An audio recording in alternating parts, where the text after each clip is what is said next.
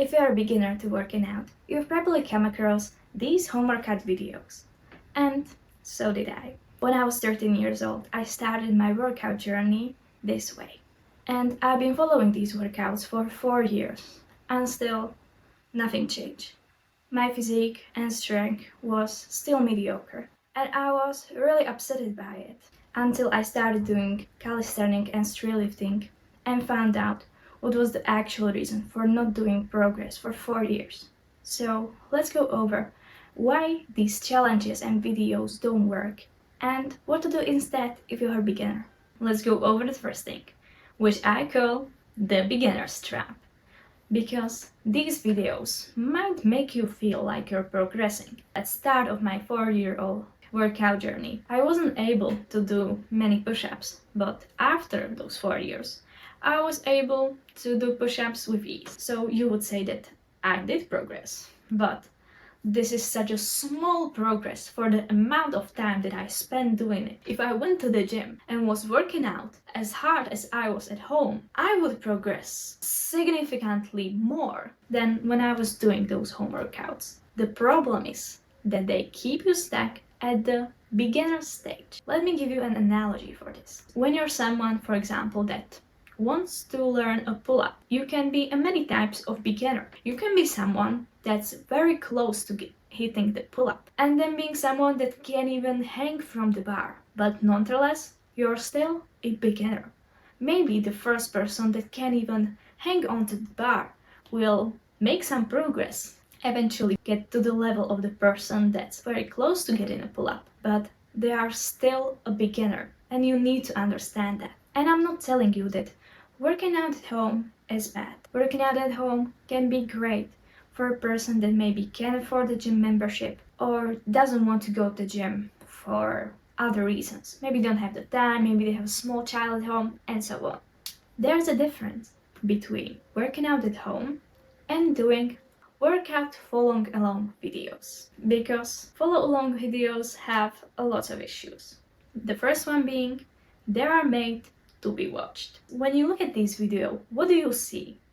You see an aesthetic, a group to fit into. You see workout that's very pretty and that's telling you that you will get that toned look, that you will get maybe slimmer arms, slimmer legs, better ass, abs, that you will burn fat. But all of those things are just empty promises that these workouts cannot deliver, because a workout can be entertaining, but that doesn't mean that it's a good plan. A good plan is not meant to be followed, but it's meant to help you work towards your goal. And this is the second problem, that you're not working towards a goal you want to achieve. Because when you're just following videos, the goal becomes finishing the video. Finishing a video is actually not the same as getting stronger. Because I can guarantee you, even if you're a beginner, you started working out for some reason. This can vary from wanting to get more strength in some movements, for example, push-ups, pull-ups, dips, squats, or you just did it for an aesthetic. You want to get bigger ass, more defined back, prettier arms, or you just want to lose weight. All of these things are goals to work towards to, and every single one of these goals needs a different approach, not a mass-produced video that the millions of people will follow. So the key thing for you to actually start progressing is to stop following workouts and start working towards a goal. This is even a bit motivational, because after you finish that home workout, you're just like, yes, I work out today. But if you are working towards a goal, you're like, yes, with this workout, I got closer to maybe learning a pull-up. And these things are completely different approaches. After the first one, you're maybe like, yes, I did something for me today.